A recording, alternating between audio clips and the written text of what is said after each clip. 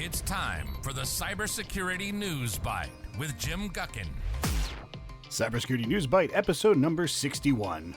For June 20th, 2023, new threat groups targets SSH servers, Barracuda zero-day attacks, GravityRAT goes after WhatsApp backup, and third MOVEit bug discovered.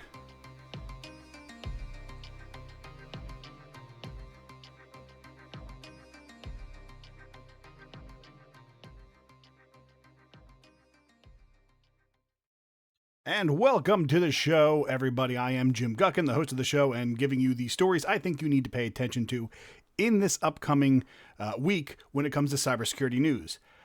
The first one I want to talk about is actually somewhat interesting to me because there's a group of researchers from the Cato Labs who have found this kind of new threat group out there. They are called, and I will try to not butcher this as much as possible, Byte. They are an emerging Romanian threat actor. They've also been known in some circles as Mexals, M-E-X-A-L-S, and Byte is D-I-I-C-O-T. So far from what they've been able to find, the researchers have found that they have extensive technical knowledge, and they've been active at one level or another since about 2020. So they've been around for 3 years old. Happy birthday, I guess. But the thing that's really interesting here is they have a new campaign in which they are using Kayasin botnet, which is a Mirai-based botnet agent, and they're targeting one very specific target, which happens to tend to be someone with at least a little bit of tech knowledge, and at home, these are not companies usually. They are targeting specifically Linux-based OS OpenWRT. And if you don't know what that is, it is a software in which you put on routers, in which gives you all the configurations you want to be. So, you get the router for your home network, and then you kind of tweak it around a little bit. And that is what OpenWRT does for you. It lets you create kind of your own settings in the router. So you have to be at least a little technical to want to operate and utilize this kind of service. And what they're specifically looking for is SSH open on that server. And obviously it has to be available to the internet. So if you're using OpenWRT, if you have SSH enabled, then you're probably a target for these people. Also, they want the password authentication enabled. So they're not looking for any other kinds of authentication out there. They just want password to be it. And the funny thing is they're also, their attack is very limited to very easy to guess usernames and passwords. So if you have SSH and you are using OpenWRT, and your password is complex, this doesn't really apply to you then. It's just for those people who have easy to guess password scripts, and they're using this botnet to kind of launch an attack on it. So what they're doing is they're using a shell script compiler, which makes loader scripts kind of difficult to analyze. They're brute forcing the username and password to try to get in, and then they put this shell script compiler on there. Once again, even if you saw it, very hard to do. They are using a program called UPX, which is a unpacker file. It stands for Ultimate Packer for Executables. They're modifying the header sequence, which makes it harder for security software to kind of look through. And making that modification, it makes it harder for tools to kind of detect what they are easily. And there is luckily a utility that you can use called UPX Dex. It's created by Akamai's Larry Cash Dollar, which is a very money sounding name. He either had to be a security researcher or a wrestler in the WWE. So he put out a tool that can help identify this particular loader file's kind of signature and be able to do it. Now, the interesting thing here is they're not using your traditional command and control servers. They're using Discord for it.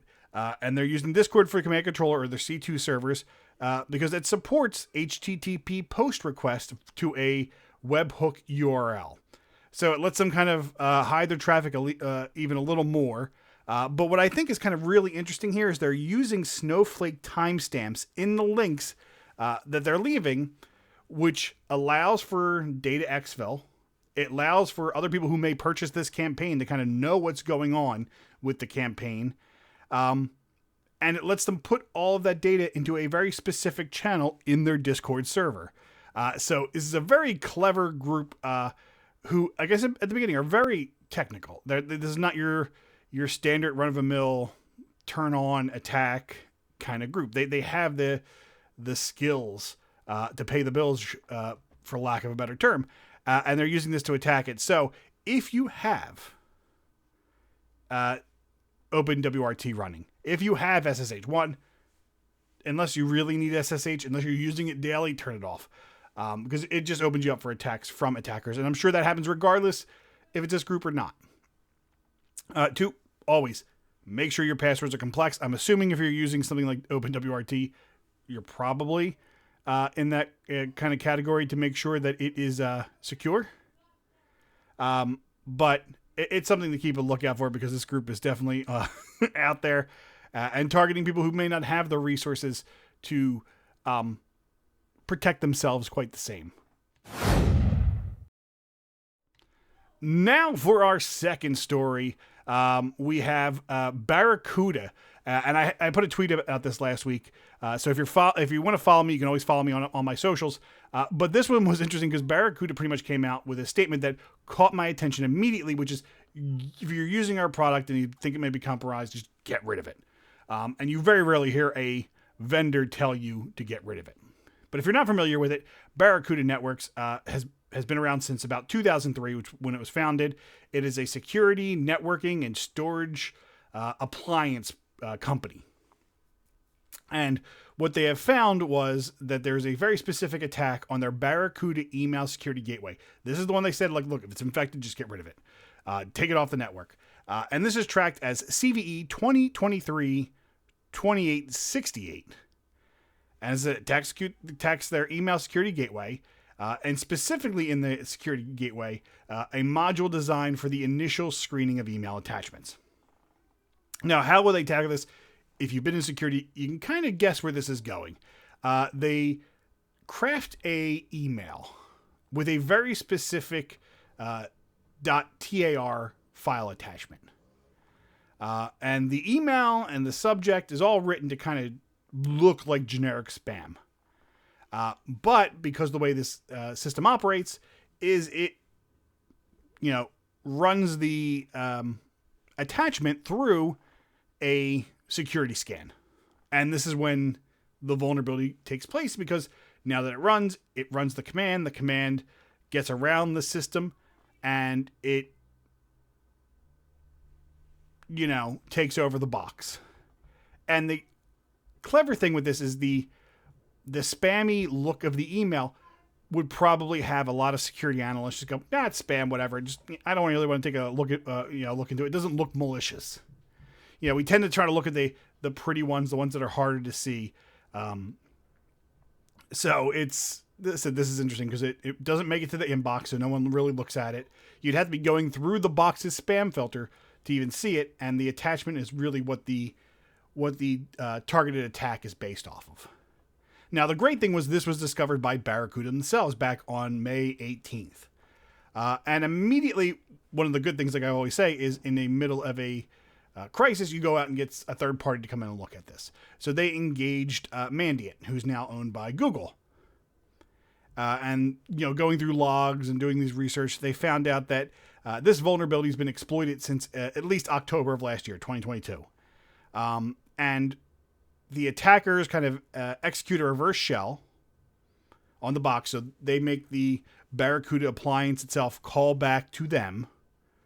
And then they download their custom malware or any other tools they might see fit to run on that box. And then they can run on the box as admin or as root or whatever you want to call it, the key user of the box.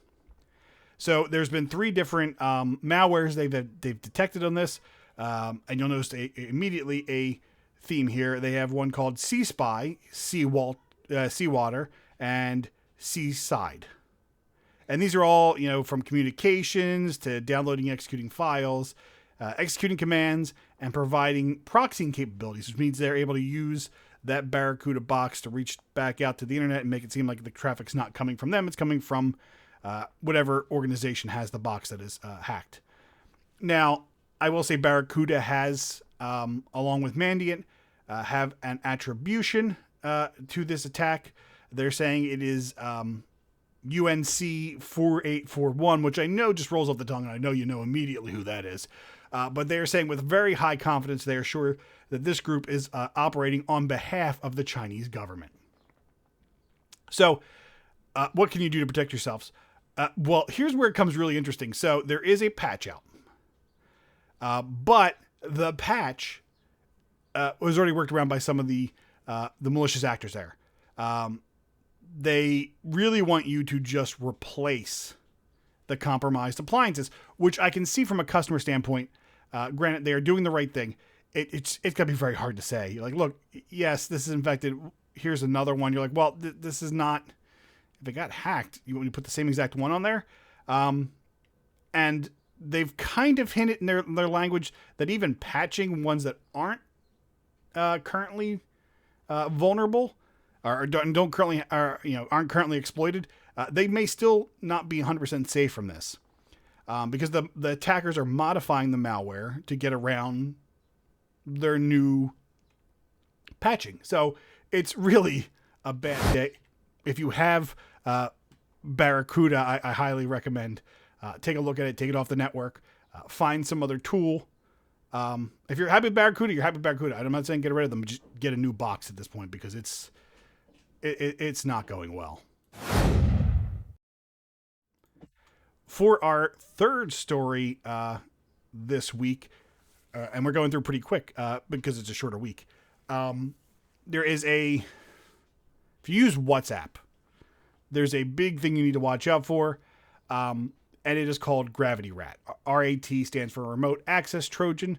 ESET researchers have found it. There's a new updated version of it. It is being distributed as a bunch of different messaging apps. There was one called Binge Chat, which is still going, and Chatico, which that attack is no longer apparently running. But they are using these kind of look like third-party apps, which absolutely work. They 100% do what they say they're supposed to do, but it's this malware that's on the background.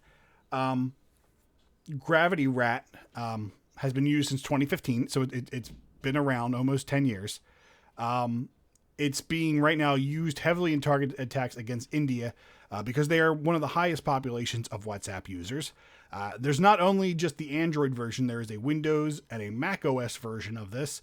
I have not seen if there is an iOS version yet, but if they got Mac OS, I'm sure it's only a matter of time. And one of the things this tool has been seen doing is exfiltrating WhatsApp backups, and to kind of get commands to do other things on the devices, whether it's take pictures, copy stuff off, exfil data, delete files. It gives them access to do whatever they need to do. And as I said, the thing is right now the Binge Chat, which is going on, it works as a chatting tool. So it really does give you that thing that you should be afraid of. So one thing is make sure if you have a corporate network, you're looking for anything going to bingechat.net. Now there is a login required to get this going. And when security researchers were checking this out, the registration was closed. You couldn't register for Binge Chat. But most likely that is because they use it and turn it on and do everything they need to only absolutely when they need to. When they don't, they turn it off. It's that simple. But it is interesting that the apps were made available in the Google Store. So, and even if you don't need a Google Store, you can probably sideload it. But this is kind of the kind of things you need to watch out for, these kind of third-party apps. And as I said, it's not like a typical thing where it doesn't work. They're sold as third-party apps for free that connect to the services you want to use. It's just what else is tied in them. And you don't necessarily see this. So it is a very dangerous thing. And it's something, I heavily recommend that you look out for and not install things from unknown places. for our final story for this shortened week here, I want to laugh and cry at the same time. We talked about the MOVEit transfer bug, I want to say a week or two ago, that was going on, and now we're already on our third MOVEit bug. They all kind of have the same kind of fix to it, so if you fixed it from the previous two, you're good. Now, the first bug was tracked as CVE 2023-34362, and that was utilized by the CLOP cyber extortion gang. Now, the second bug, which was tracked as CVE 2023-35036, was not found by a malware group, thank God. It was it was in coordination with the Huntress researchers who were pairing with Progress, who's the company who owns MOVEit, doing a code review, and they found that bug. And then, right at the end of that last week, there was the third bug, which is tracked as CVE 2023-35708.